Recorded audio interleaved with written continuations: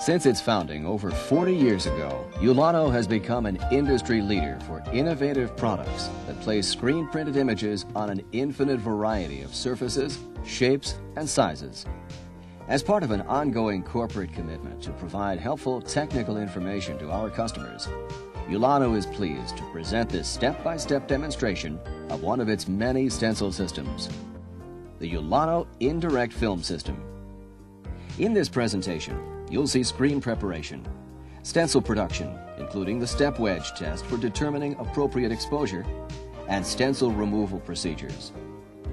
All Ulano products are manufactured to the highest standards and are formulated to enable you to make consistent, trouble-free stencils.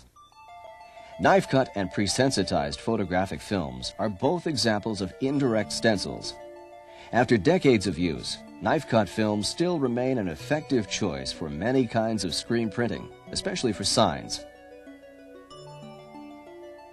Automated cutting machines can bring knife cut films from machine to screen quickly, reliably, and inexpensively.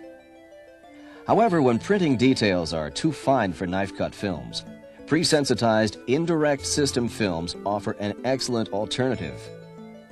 Depending on your application, you may select from many types of Ulano pre-sensitized photographic films. The processing of all of them is similar, although slight differences in processing temperatures and exposure are needed to optimize the results for each product. For the purpose of this particular demonstration, we will be using Ulano GFR. GFR has exceptionally wide exposure, development, and washout latitude. This film is useful on a broad range of mesh counts, and thus is suited for a wide range of printing applications. Before stencil production begins, there are some basic but important preliminary steps to consider. We look first at screen preparation and examine some of the major factors that affect the quality of the print in very important ways. You'll first need to select a fabric that's right for the particular printing application. Keep in mind that the mesh you choose, not the thickness of the stencil, will be the major determinant of the ink deposit. In selecting a fabric for line work, to ensure an accurate print, measure the width of the finest line, positive or negative, to be printed, and select a fabric whose thread diameter is no more than 1/2 that width. If the thread diameter is greater than 1/2 of the line width, the results will not be acceptable. In considering halftone work, multiply the halftone line ruling by at least 4 to determine the minimum mesh count that is appropriate for the job. This will provide sufficient anchorage for the smallest halftone dots. In addition, it will minimize the effect of moire patterns. If the mesh count is too low, the stencil won't have enough fabric to adhere to. It's important to note that only with indirect films can the stencil thickness be controlled by exposure time. A short exposure will yield a thin stencil, and a longer exposure will yield a thicker stencil. For this demonstration, we will use a 90T, 230T in the English system, monofilament white fabric, stretched over an aluminum frame, since wood frames tend to swell and warp. Proper tensioning of the screen will assure good registration and allow even film adhesion. In this demonstration, a stretch and glue frame will be used. But self-tensioning frames are a good alternative when mechanical or pneumatic equipment is unavailable. At this point, the fabric can be prepared to make it more receptive to the emulsion. This assures good stencil adhesion, thereby minimizing premature breakdowns. Synthetic fabrics need to be abraded before use. This initial roughening step enhances adhesion. Start by wetting down the fabric with a thin sheet of water on the print side. Scrub on Ulano No. 2 microgrit. Work the microgrit around on the printing side of the mesh with a stiff bristle brush. Now rinse both sides with tap water. As you can see in these micro photographs, there's a considerable difference between the two fabrics. The sample on the right has been properly abraded and is capable of a much better bond than the unabraded fabric on the left. As a final step before stencil making, all fabrics, metal, silk, synthetic, new or used, must be degreased to remove contaminants. Degreasing should be done as soon as possible before adhering to give dust and dirt as little time as possible to settle on the mesh. Apply Ulano No. 3 screen degreaser liquid with a brush. Thoroughly degrease all areas within the frame, not just the area of the stencil, and degrease both the printing and the squeegee side.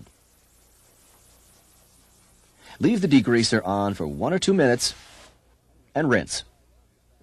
For larger size screens, Ulano Gel 23, a combined roughener and degreaser, offers a convenient one-step method for preparing screens effectively. Brush Ulano Gel 23 on both sides of the wetted fabric. Let it stand for several minutes and then rinse from both sides. Now that the screen is properly prepared, production of the stencil itself can begin. Because pre-sensitized photographic stencil films must be protected from sunlight and white light from all sources, yellow safe light should now be used. Exposure is a critical step, and without proper exposure distance and exposure time, all the careful preparation could be wasted. The minimum exposure distance recommended for all light sources, except fluorescent tubes, is 1 1/2 times the diagonal measurement of the image. While it's true that the Ulano datasheets give theoretical base exposures, individual lamps and ambient conditions vary greatly. There are several methods to determine what the right exposure time will be, but the most accurate method is the step wedge test. Later on in the program, we'll demonstrate how to conduct the Ulano step wedge test procedure. Upon completion, the operator can be assured that the stencil will be exposed properly. Before making an exposure, take the time to clean both sides of the contact glass to cut down on the chances of pinholes. Indirect films are exposed through the clear plastic base. The emulsion side of the film positive must contact the plastic backing support of the GFR. Processing requires a dense film positive.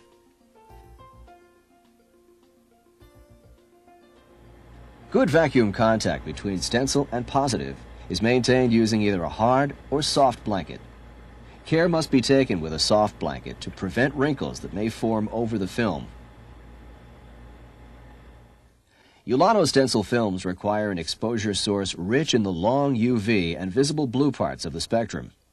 Several types of light sources are available. Metal halide is best because the light emitted is a straight beam direct frequency that renders a sharp edge definition from positive to stencil. Mercury vapor and pulsed xenon are also good. Fluorescent tubes or quartz lamps are poor but serviceable alternatives for non-critical work because the light they emit is more diffused and won't render a sharp image. At this point, the indirect film is exposed with the film positive for the correctly calculated amount of time. After exposure, the film is developed for 90 seconds in a solution of Ulano A and B developer powder at the recommended temperature between 18 and 24 degrees centigrade or 65 to 75 degrees Fahrenheit. Refer to the labeled instructions for the proper preparation of the developer.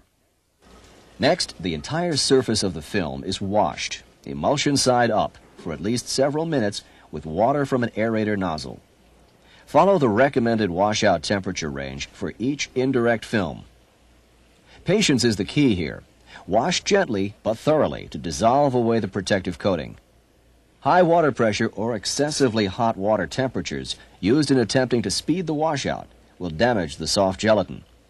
It should be melted by the slightly elevated temperature of the water and simply flush gently. Continue to wash until no more color is rinsed away. A good way to check the thoroughness of the washout is to remove the film from the water. Hold it horizontally for 5 to 10 seconds. Then let it drip on clean white paper. If the drops show color, the stencil has not been thoroughly washed out. After all the unexposed matter is washed away, the stencil must be chilled by gradually lowering the temperature of the washout water to room temperature. The chilling firms the gelatin and returns the stencil to room temperature dimensions. Normal lighting can now be resumed. Before adhering the stencil, re-wetting helps to remove airborne dirt and dust. The washed-out, chilled stencil is placed on the screen with emulsion to the print side of the fabric, and the stencil is gently applied from the center outward, taking care to press out any bubbles or gaps.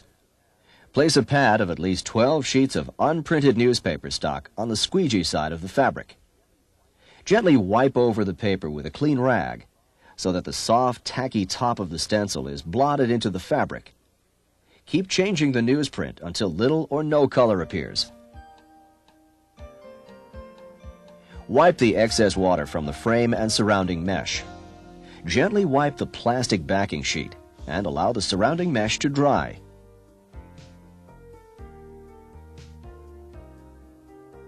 When dry, block out all non-image areas with either Ulano number 60 or number 10 screen filler. These products are a safe alternative to hazardous, fast-drying blockouts, and it offers efficiency and convenience because it dries as the film dries. Use either a small plastic squeegee, a piece of chipboard, or cardstock to spread it evenly and thinly over the screen. Gently air or dry with cool air until the stencil is firmly adhered and the plastic backing easily removes. To test, gently press underneath to see if the edge lifts up easily. If it does, peel away the plastic backing slowly and smoothly at a 180-degree angle. Should you find that the stencil is not completely dry, you can still save the stencil by replacing the slightly peeled backing and letting it continue to dry. After peeling, the stencil is ready for printing.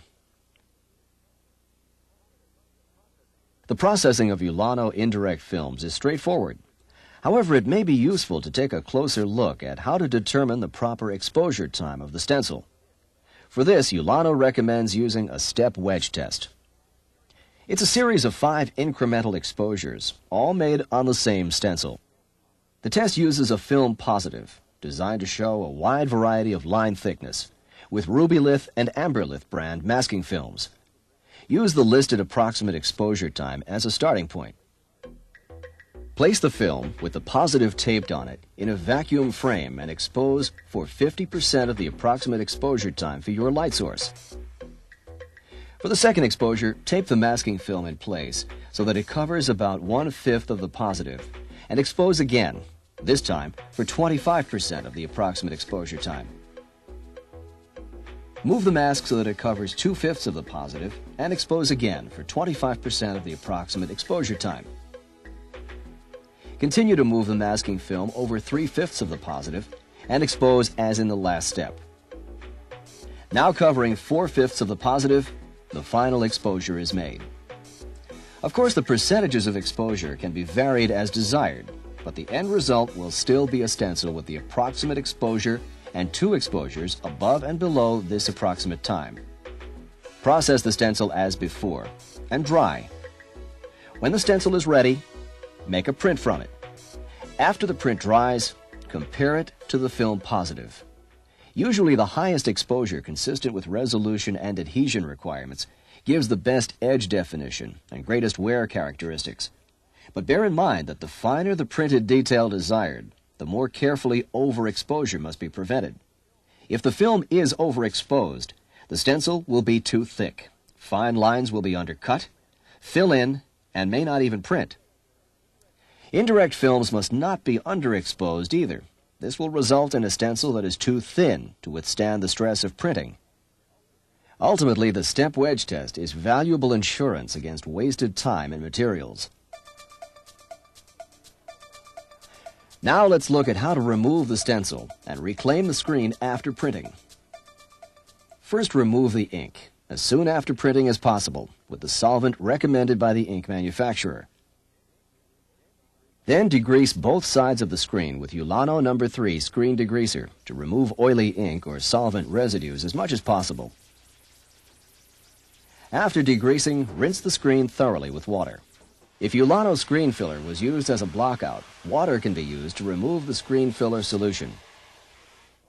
Apply either Ulano number 1 enzyme or Ulano number 15 gelatin film decoder liquid as directed for proper stencil removal.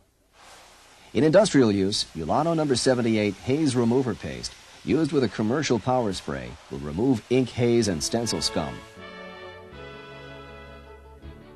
Ulano wants you to achieve perfect stencils every time. That's why Ulano provides a wide range of highly consistent, pre-sensitized indirect films for selection based on your application, run length, and desired resolution, including Ulanolux UP3, which requires no chemical developing, and specialty films for critical printed circuit and fine line work. Full information on the range of Ulano Indirect Films and their recommended applications is available in the Ulano Pre-Sensitized Photographic Stencil Films booklet and in technical literature available from Ulano or your Ulano dealer.